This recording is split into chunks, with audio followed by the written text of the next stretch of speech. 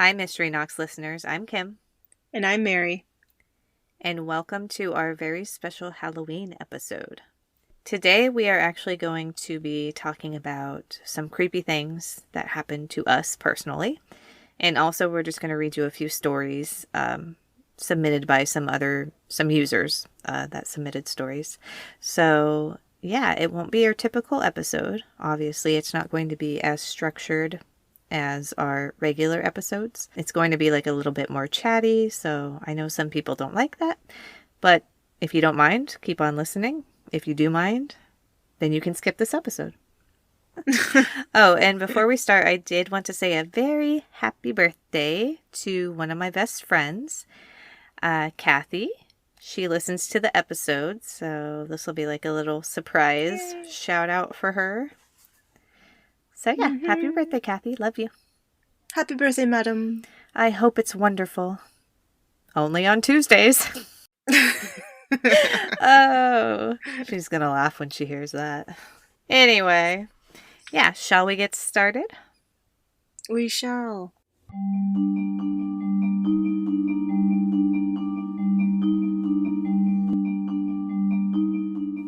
I've had stuff happening to me probably since I was like, well, as far as I can remember. So probably since I was like 5. And it hasn't been like huge things, but it's like a bunch of little things. So like basically every house I've lived in, first I lived in an apartment, stuff happened, which I'll talk about in a minute. Then we moved to a trailer, stuff happened to me, which I'll talk about. Then we moved to a house, stuff happened to me. So I don't know if it's just like every single place or if it's you. Yeah, like every single place we moved to, it was just haunted or there were just spirits. Or if it's me or if it's somebody in my family. Because, of course, you know, I was with my mom and my sister and my brother all these times too. Mm-hmm. So basically in the apartment when I was a little kid, well, stuff happened to me with the closet, but I'm going to skip that story since we're both in closets right now. But I will just say, because of those experiences that happened to me regarding the closet, I literally can't sleep with my closet door open. And I hate being in rooms where... And even if it's like cracked? Yeah, I can't. Yeah, same. And I hate being in rooms where closets or even doors are like opened. So, yeah. Still because to this day. I don't know about you, and I'm pretty sure it's like an eye thing, but because it's also like at night, if you stare at something long enough, it seems like it's moving. Mm-hmm. Yeah. Like if you stare at the door, it's not moving. Right. But your mind is thinking it's moving, and that freaks me out. Plays tricks on you. Mm-hmm. Yeah. It happened the other day. I was like, it's moving. And then I was like, no. No, it's not moving. It's just the allergy medicine. Kicking in. Yeah. And I was that's like, funny. I should probably be sleeping, but I kept staring at the door. Yeah, that happens to me sometimes too. Oh, in one of the older houses we used to live in, Uh-huh. where I went to high school, I don't know if you were ever over, but the doors were mirrors. Like the sliding closet doors were mirrors. The house in the WR town? Yeah. Okay, just making sure. Yes, I was at that house a couple times. Okay. Yeah, I mean, for some reason, it would have normally bugged me to have mirrors as doors. Mm-hmm. Yeah, I couldn't stand that. Yeah, I don't blame you. That would creep me out too. Like mirrors, I can't. I have to, like the bathroom, I shut the door. I can't do that. I shut the door. Yeah, no, I hear you. I'm the same way. So at the apartment, when I was a kid, mm-hmm. I'm not going to go through every single thing that happened to me, but just the main ones that I remember clearly. So the main thing that stuck out was the closet thing, which I'll skip over. And then even that creeped him out, and I'm like, don't ever talk about that again. The closet thing? Yeah. Yeah, With I know. I Yeah. thought we weren't going to talk about it. We're not. Okay. Happy thoughts. Rainbows and unicorns. Happy thoughts. And then, Henry Cavill. No. oh, every time. Every episode. Every Not on frickin' purpose. episode. I Henry apologize. Cavill always makes it into one of our episodes. That's great. Every episode. That's awesome. Well, anyway.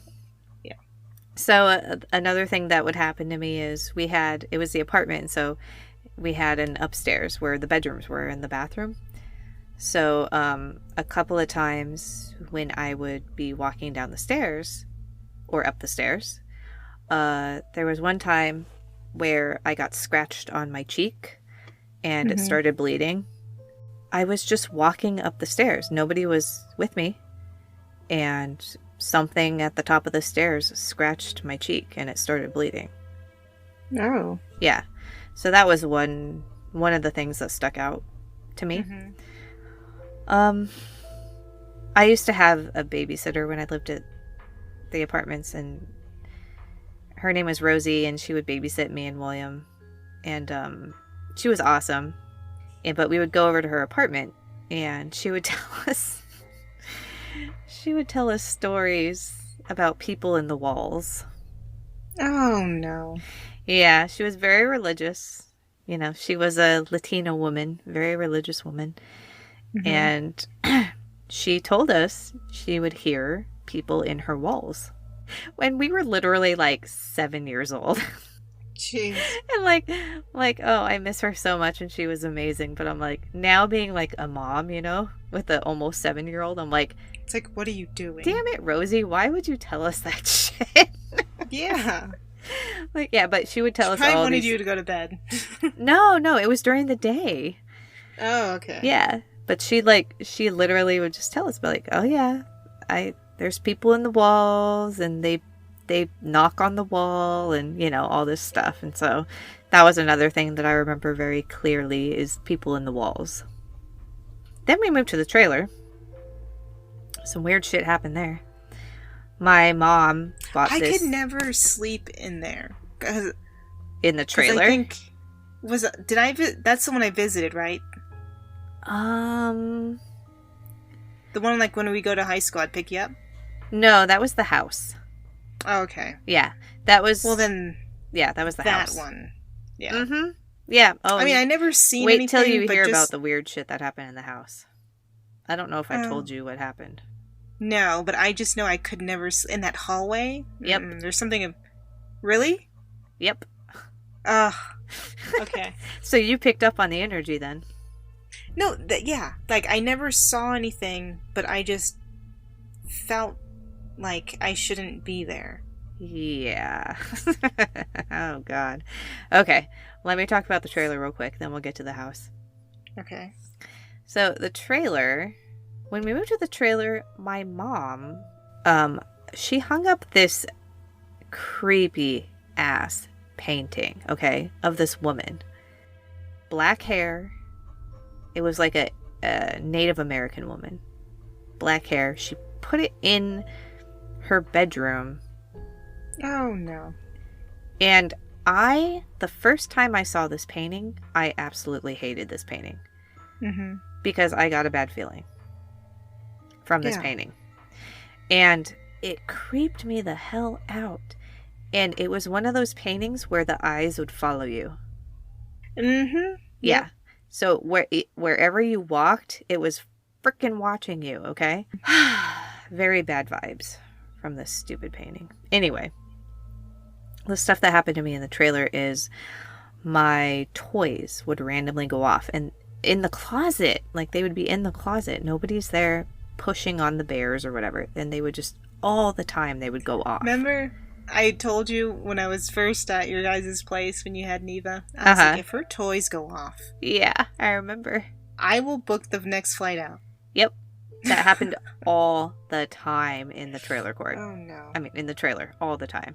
Also, I used to hear... So, when I got my own room, after my sister moved out of the trailer, I got her old room, right? And it was at the very end of the trailer, like towards the street part. And it was away from my mom's room because she was at the very other side of the trailer. And my brother was kind of in the middle, I guess, and I was on the other end. So I had my room, right? And every night in that room at the same night, it was around 11 or 12 o'clock at night, I would be trying to sleep, and I would hear, it sounded like somebody was bouncing a ball against the wall behind me. Ooh. And so I could never figure out what it was, and I would always be like, what is that? Like, because what was behind that wall was the bathroom, my bathroom.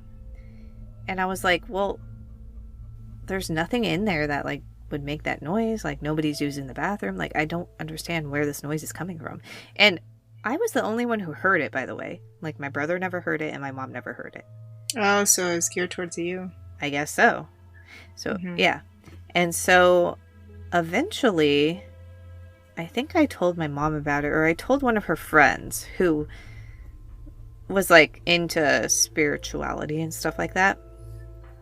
And what they basically told me to do is they were like, well, if it is a spirit, you just need to tell them to stop doing that because it's bothering you and to go away. And I was like, I'm like, okay, I'll try it, you know. So that night, like, of course it happened again. And I basically was just like, I said over and over again in my head, I was like, stop, stop, stop, just stop, go away. Like, stop doing this. I don't want you here. And I'm not even kidding, Mary. It stopped. Oh, so yeah, that's good then. Yeah. And so I was like, what the hell? But it freaked me out. I was like, what the hell? It actually worked? Well, maybe they just wanted to be addressed so that they know, you know, Maybe. like not forgotten sort of thing. I don't know. I don't know. But that was, and then in my head, I don't know why, but in my head, I always had this picture of like a little boy throwing a ball against the wall. Mm-hmm. And that's what always popped into my head when I heard the noise. Have no idea what it actually was, but there you go. That was something else that happened to me. Yeah. And then the house. Oh yeah. So as you were saying, you've been to that house. Mm-hmm. And you got bad feelings. Yeah, and I just kind of shrugged it off because it was like a feeling that, like, it was a fleeting sort of thing. Like, it never really stayed, but then it was there.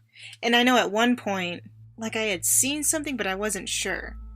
And then, not long after that, your brother comes home, and I'm like, oh, it's back. My brother. But it was just William coming home from whatever he was doing, and I was just like, oh, okay. I was like, okay, so that is a person. And I just kind of like put the covers over my face. I was like, okay, that's a person. But what did you see? Or what did you think you saw? No, just like a shadow. Like a person walking by.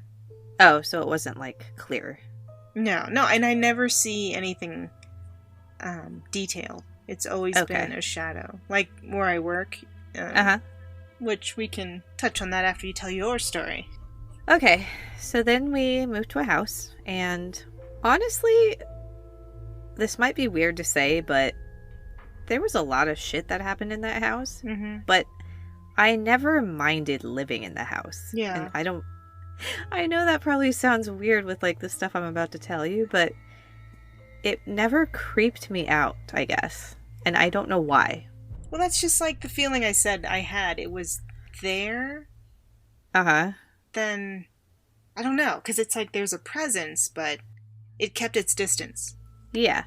So, basically what happened in the house is... So, I wasn't the only one who, like, stuff happened to. So, my sister wasn't living with us at the time that we moved into the house. It was just me, my brother, and my mom. But my mom and my brother experienced stuff too. I think my mom experienced the most, and then me, and then my brother was probably the least.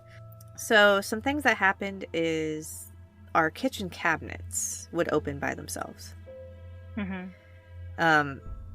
And this happened multiple times. And I mean, it happened so much that it didn't even surprise me anymore when it would happen.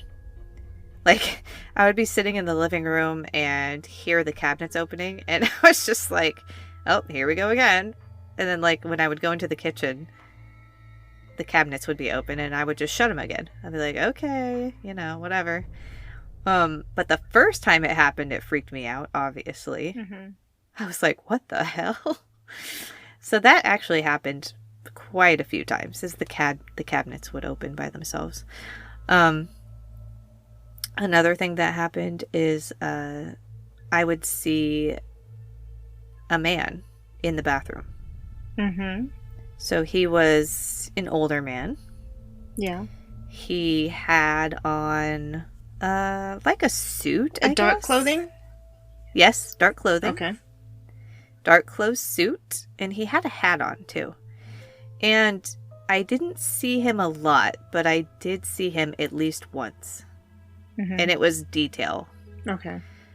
And it was when I was walking down the hall, because all of the bedrooms were at the end of the hall, and then the bathroom was like right at the beginning of the hall, if you remember that. So I was walking down the hall, and the bathroom door was open, and I just glanced into the bathroom because something caught my eye, and it was the man. And literally I stopped and I was just like looking, and then I kind of got freaked out, obviously. So I turned around to go tell my mom, and it was gone when I looked back. Mm-hmm. Oof. So, yeah. So that happened. Yeah. Yeah. Also, did you see him any time, like, after? No. So that was it. That was the only time I saw him. Mm-hmm. But my mom saw him. But he was always in the bathroom. Oh. For some reason, he would always appear in the bathroom. I don't know why. Maybe whatever the house was built over. Maybe. Mm-hmm. But yeah, that's... And so my mom saw or him, portal, I saw him. as they say. Could be. But I never saw any other spirit in the house. That's the only one that I saw. But like I said, the cabinets would open. I would hear things all the time. Mm-hmm. Like whispers, you know. What else? Oh, one time, my mom called the police because she was we were all sleeping, and now I don't know if this was like a paranormal thing or if it was like actually somebody just being crazy or playing a prank on us or whatever. But my mom was awoken out of a dead sleep because in her room, she had a door that led out to the backyard. Mm-hmm. And there was like a little patio out there. Somebody or something started pounding on her door in the backyard. Oh. In the middle of the night. Mm-hmm. And it obviously woke her up. It woke me up because I heard her scream. So I ran into her room, and she was like looking out the door, looking out the windows, and I'm like, what is going on? And she's like, there's someone pounding on the door. There's somebody in the backyard. So she actually called the police. The police came, didn't find anybody. When my mom was looking out the window and the door, she didn't see anybody. So I don't know what that was about, but that happened. That's crazy. Yeah, I know. It's like both good and bad that someone wasn't there. Yeah, but then, exactly. What was it? Yeah. Exactly. And then another weird thing about my mom's room that we discovered later on living there is in her room, it was access to the basement. You had a basement? We did, but it wasn't like... I don't even know if I should call it a basement. It was like a... What do you call it? Like...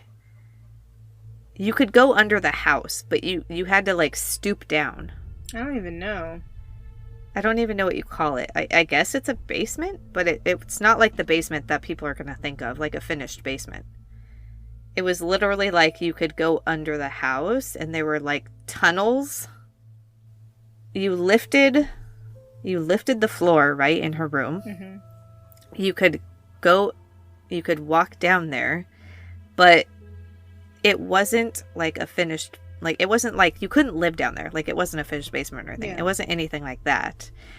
But it was probably, let's see, I'm 5'3", and even I had to stoop down to get down there.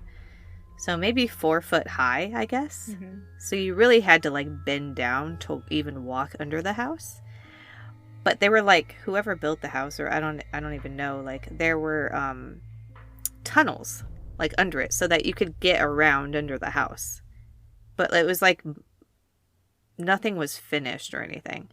But it was weird because what we discovered down there one time is a barrel. A barrel? A barrel. Like a Was it empty big barrel. or was it? We never opened it. We couldn't get it open. No, I mean like if you pushed it, was there resistance? Yes. Okay. Ooh. And so that was under the house, and Maybe something was in it. yeah, Maybe that's it what was the creeps me guy. out about it. Yeah. I don't know. Oof. Oh God, I just got the chills.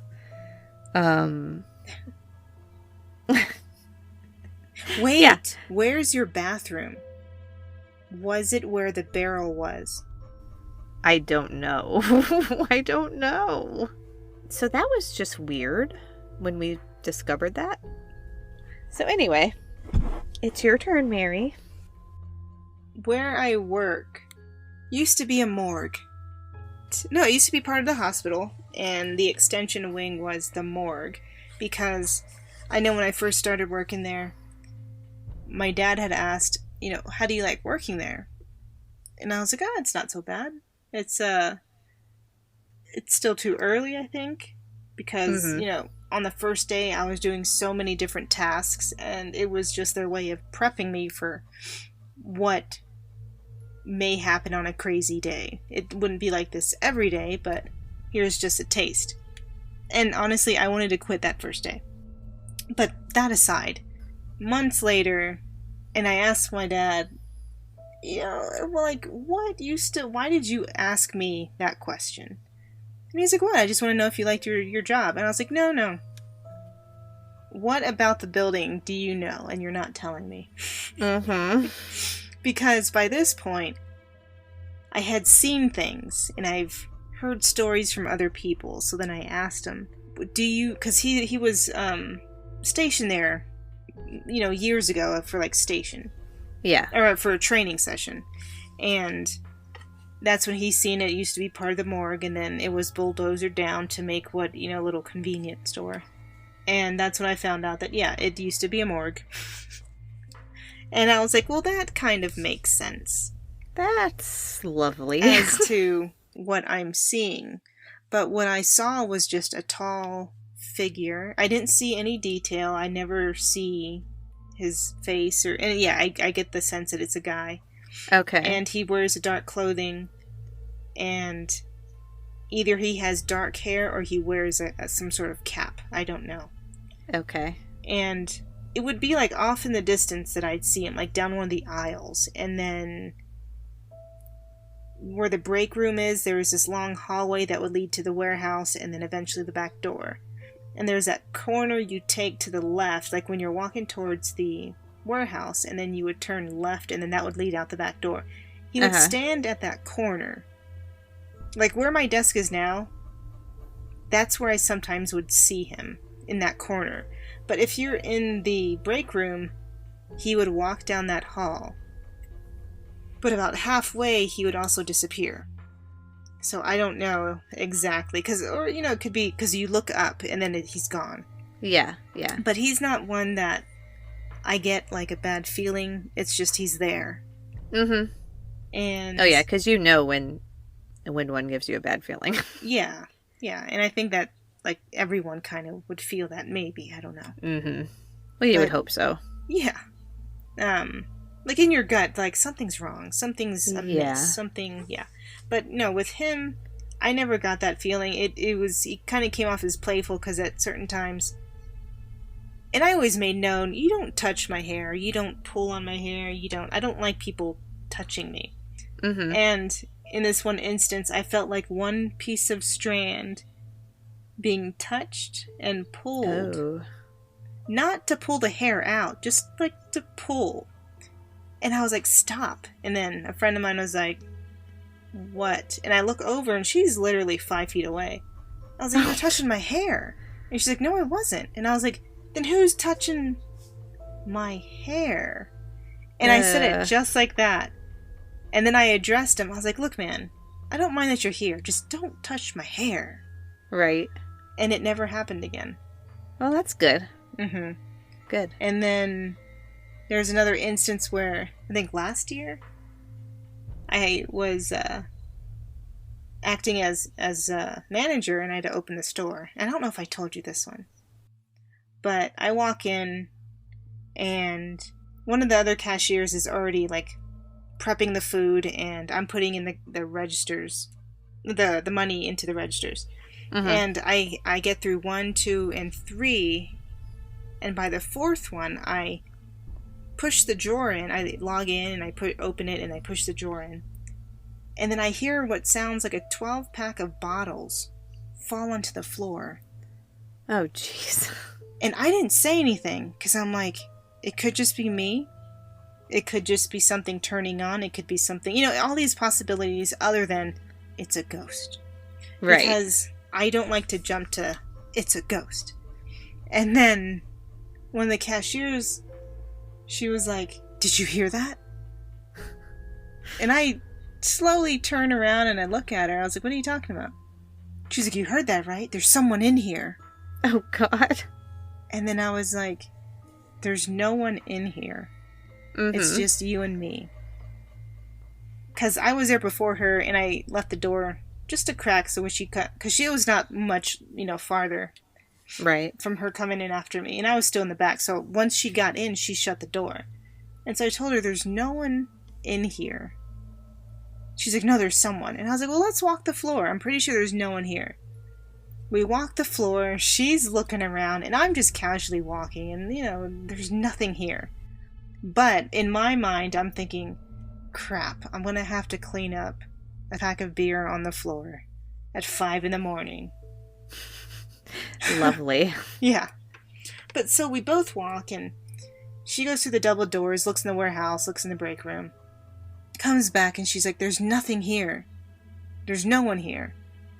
And I was like, I know, but something's here.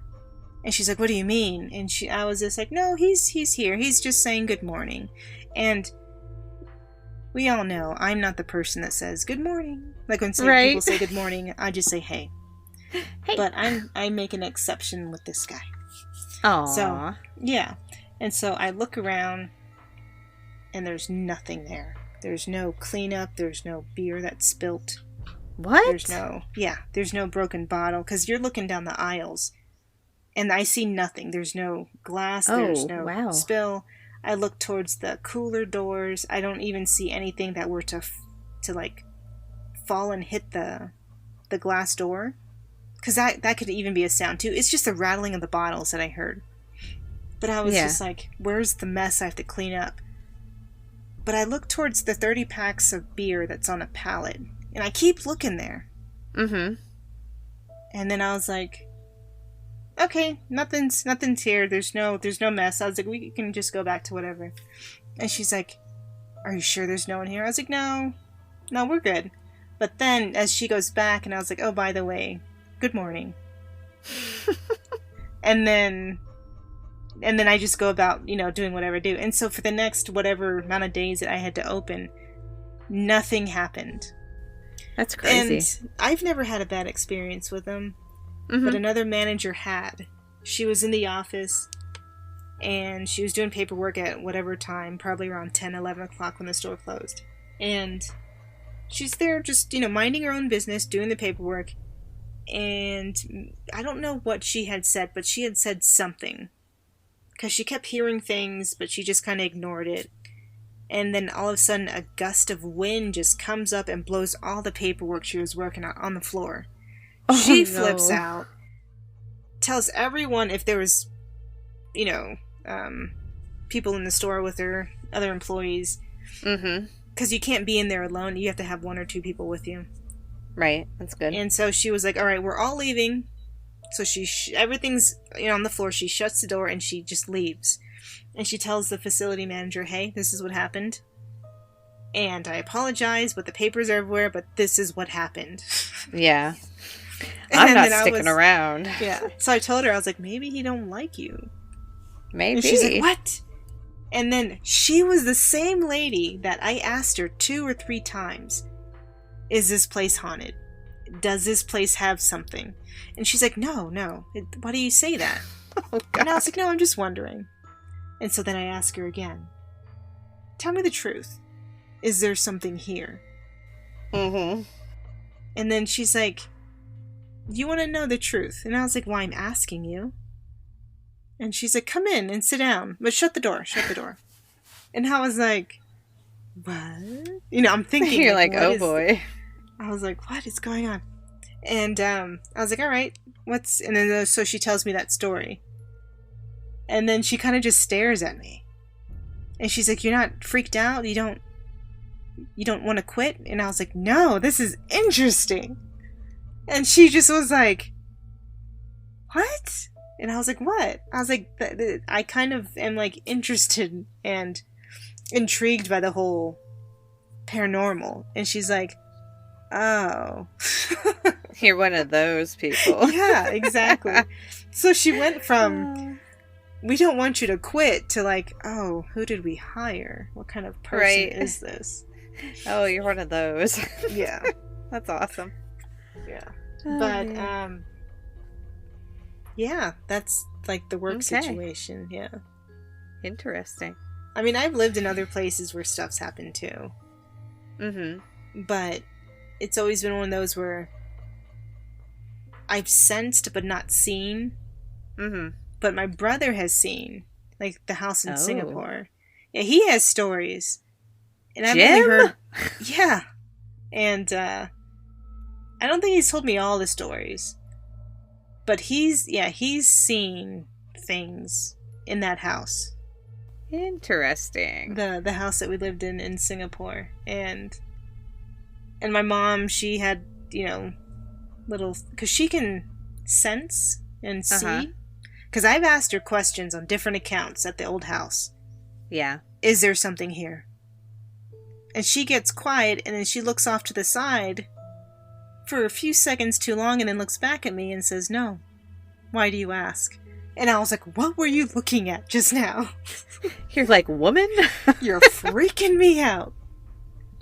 And then, yeah, I come to find out that our previous house, the spirit that lives there and still resides there is a Native American guy. Oh. And okay. No, he was. I never. Was he okay? Yeah, I never had an issue. Although times I would be like, "Why is he outside my door?" And my mom was like, "What?" And I was like, "There is someone pacing back and forth outside my door." And that's the house that I stayed at, right? Yeah. Okay. And she was like, "He shouldn't be on the second floor." And I was like, "Woo!" What does she mean he shouldn't be on the second floor? Yeah. And I was like, well, you need to talk to him then, because he's outside my door. Oh, and then this other time, my brother comes to visit. And I think he was there for, I don't know if it was like the weekend or a week, I forget. Uh-huh. But when he left, something stayed behind. Oh, God. Jim, I don't know if you know this story. But what no, he did you had leave to. behind, Jim? Because at one point when he was Skyping with his wife, I don't know if they were married yet, but they were not Skyping, Facebook. Anyhow, they were talking on the computer.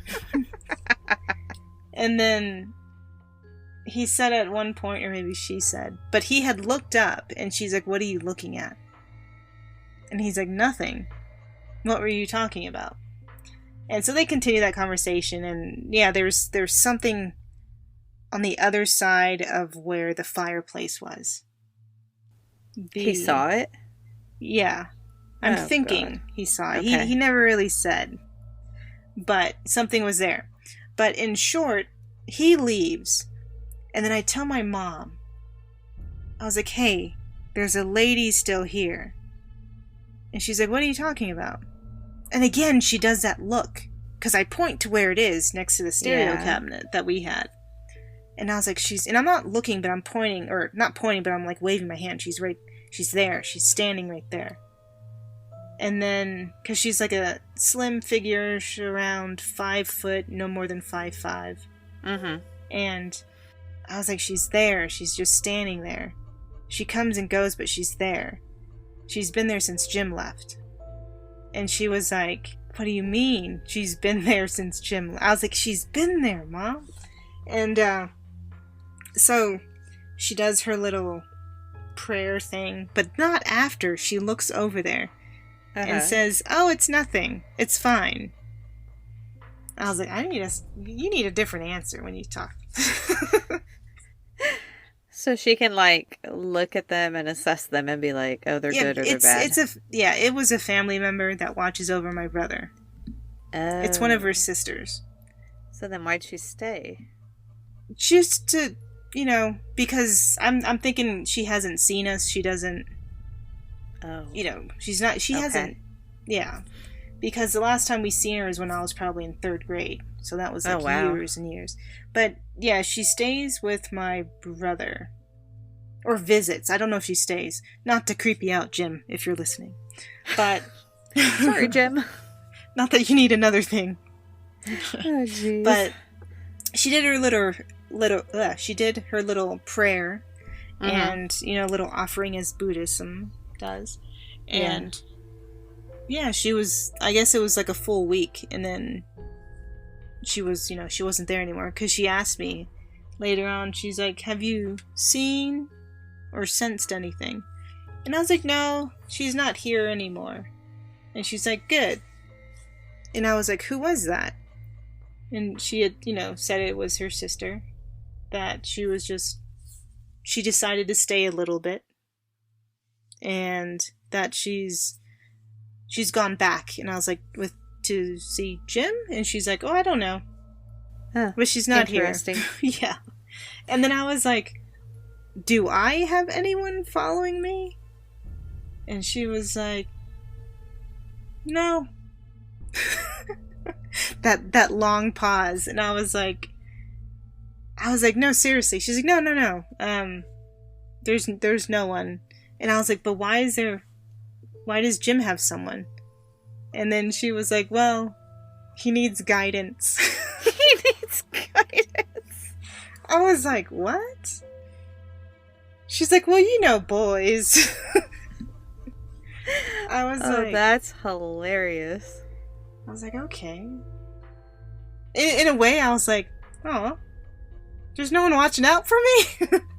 Oh, I'm sure there is. But in another way, I'm like, no, that's good, because that's also kind of, I don't like that of sensing and not seeing, but then I don't want to see.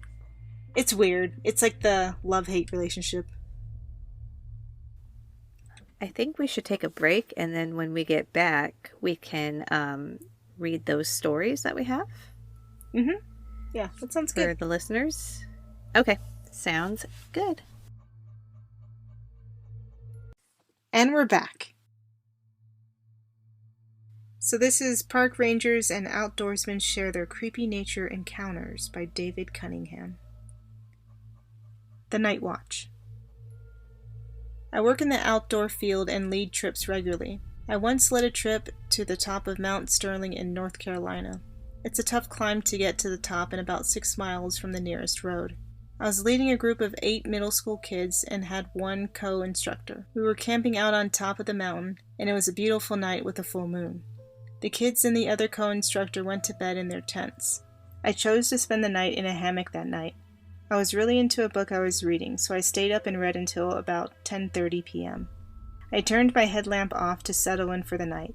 Everything around me was rather bright from the moon, and the position I was in, I could see down the trail we had hiked to get to the top. I lay there enjoying the scenery and noticed something moving on the trail. Bears are common in the area, so I perked up.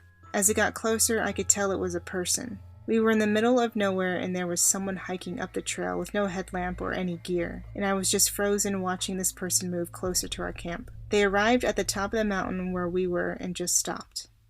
I watched as what appeared to be a man surveying our camp. I really could only see the outline of him. He stood there for what seemed like 30 minutes, but it may have been 10. He then turned, sat down under a tree facing our camp. He was sitting up in a way that I knew he wasn't trying to sleep. He just sat there staring at our camp. I had no idea what to do. I decided to wait it out.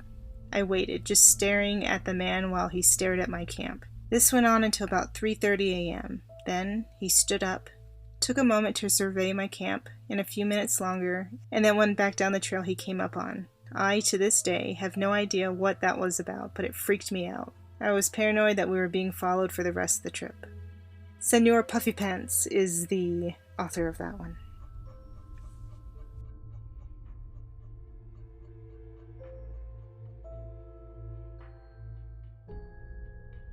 Okay, and this story is called The Intercom, and it's by Modest Oddist. I moved to Southern California a few months ago, and my new apartment building has an intercom system that lets you buzz guests and deliveries into the building, so you don't have to haul your lazy ass down the steps and escort them up to your apartment. Convenient, eh? Sure sounded that way at first, but after discussing the prospect of putting my cell number into the intercom, the property manager informed me that, because it's about 20 years old and designed to work with landlines, the system can only capacitate a few out-of-state numbers. Therefore, my Maryland cell phone number was just too much for its poor circuits to bear. Luckily, I pay obscene amounts of money every month to have above-average internet speed, and as it turns out, my modem comes with a complimentary landline, and, as luck would have it, a California phone number. Again, convenient, or so I thought. After visiting about 5 different stores and stomaching more than a few baffled looks from the various employees therein, I managed to track down an honest-to-goodness corded phone that fit with my very modest budget. I gave the number to the property manager, and, Robert your mother's brother, I was all set to buzz the pizza man into the building from the comfort of my apartment. For a while, things were good. I got all my packages from delivery companies that had previously been marking shipments as undeliverable, and I was enjoying the occasional carb-heavy dinner without having to burn a few precious calories hiking up and down the steps. The phone would ring, I would press 9, and moments later, someone would be at my doorstep with whatever I desired, or more accurately, whatever I could pay for. I was living the American dream. That's when the phone started to ring at odd hours, sometimes even very late at night, which seemed pretty innocuous at first. I would pick up, hesitantly, and listen for a moment, and usually the line was quiet, with little more than the sound of traffic rumbling out from the receiver. I just wrote it off as the work of young pranksters, or possibly bored hobos. We do have a large number of homeless and vagrants in my part of the city, so it didn't seem out of the question that someone was just messing around with the intercom. My apartment number is 333, after all, so if you just waltzed up to the intercom and pressed 3 a few times, the system would connect you to my apartment. I treated these interruptions to the normal peace and calm of my home as minor annoyances that came in tandem with the convenience of being slothful. Until one night, at around 2 in the morning, the phone rang. I was awake but not very cognate when I picked up the phone, and for the first time ever, I greeted the unknown caller with a groggy, "Hello?" On the other line, I could hear someone breathing heavily in ragged gasps and moans. It took a second, but I realized that whoever was on the intercom was crying. "Hello?" I spoke more clearly this time. "Is everything all right?" At this, the whimpering turned to sobbing, and the erratic breathing turned to wailing gasps for air. My heart began to thump in my eardrums as I stood there frozen, listening. "Please," the voice supplicated frantically. "Let me in. They're coming back. Please." My finger hovered over the 9 key on the phone. "Who's coming back?" I heard my own voice ask. I certainly didn't want to know, but I had asked all the same. The voice cried out again, wailing incoherently, as if the answer to my questions were too horrible to even contemplate. "Please, Michael, please," the voice shrieked. My heart stopped. My apartment isn't listed under my name on the directory, only the apartment number. Whoever was out there, they meant to call me. I slammed my thumb down on the 9 and charged out of my apartment with my trusty Louisville slugger slung over my shoulder. I practically jumped down the staircase and crashed through the doors to the lobby of the building, but upon scanning my surroundings it became abundantly clear that I was alone. I looked out into the street through the plate glass door connected to the intercom, and nothing seemed out of the ordinary.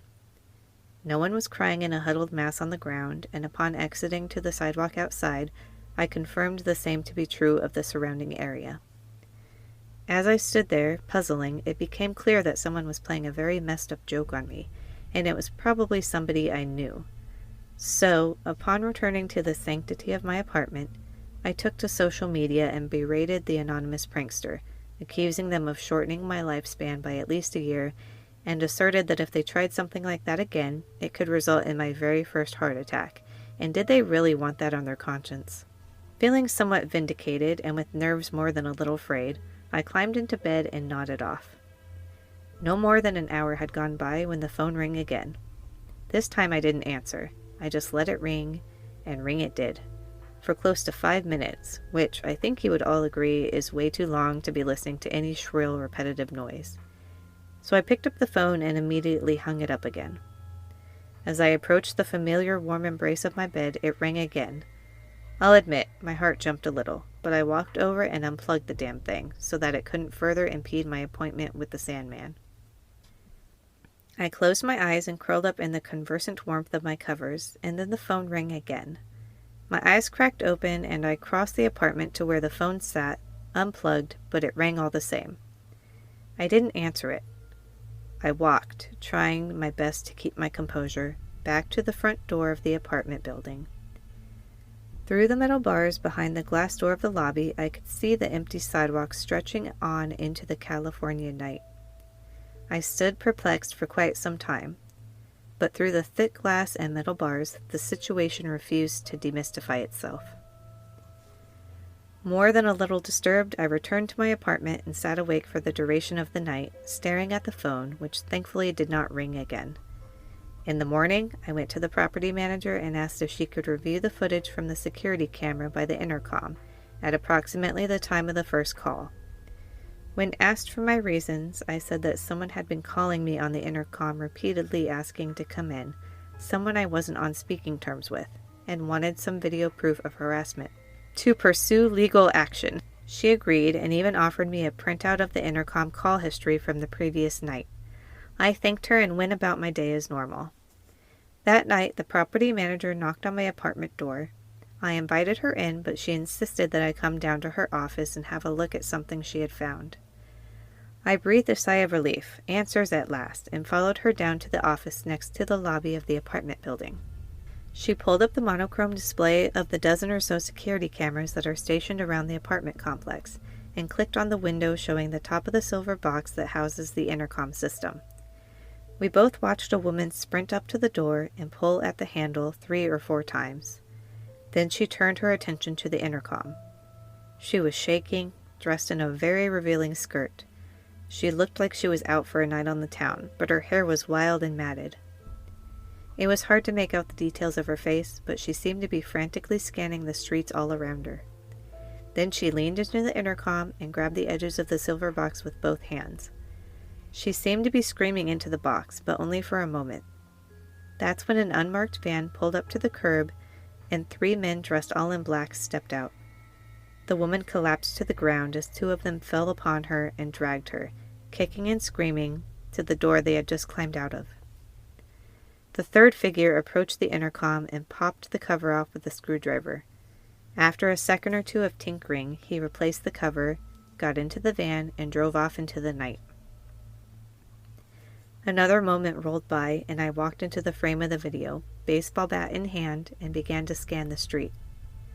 Holy shit, I sighed as the gravity of what I'd just seen began to sink in. My property manager paused the video and turned to me. There's more. A chill ran up my spine. Of course there was more. The phone had kept ringing after all, hadn't it? I gestured for her to show me the rest. After a bit of fast-forwarding, the same unmarked van pulled up to the curb near the intercom, but only 2 men stepped out this time. One was on a cell phone and the other was holding something long and silver in his hand. The 2 nodded to each other as they approached the door and then pressed themselves up against the wall on either side of it. The one on his cell phone looked like he must have hit the end call and redial button a few times before he nodded to his accomplice again. The second man raised the long silver something in his hand over his head and tensed as the first man pulled what looked like a knife out of his boot. A few seconds passed, and my big dumb face appeared in the monitor of the lobby camera as I shuffled towards the barred door. I stared angrily into the night like some kind of zombie, and then pressed my face up to the glass. On the monitor of the camera outside, the two men hugged the wall, weapons at the ready. Another moment passed. I pulled away from the door and ambled out of the lobby, shaking my head, completely oblivious. The first man pulled out his phone again, made a call, and after a moment he threw the phone to the ground and walked back to the van. The second man followed him, and they drove off. My property manager was looking at me again. "I'm going to have to report this to the police, but before I do, is there anything you'd like to tell me?" she asked flatly. I looked back at her cynical face, and I must have looked pretty distraught, because she smiled and put a hand on my shoulder. "I know you said you weren't on speaking terms with this person, but that still must have been hard to watch."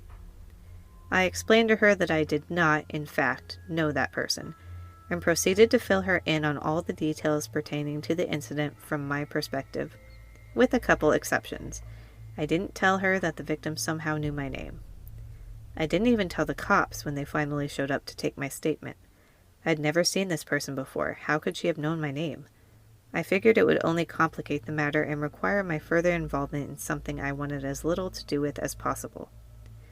I also neglected to tell them about how the phone still rang, even though it was unplugged.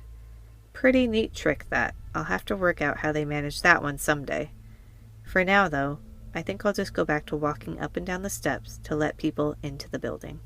Alright, well, that is all we have for you guys today. I hope you enjoyed our little Halloween special, and if you've made it this far, thank you for listening. Our next episode comes out next Tuesday, so make sure you listen in for that one, and if you like this podcast, please share with your friends, give us a review, a rating, anything helps, and yeah, have a good Halloween. Remember, stay weird, stay curious.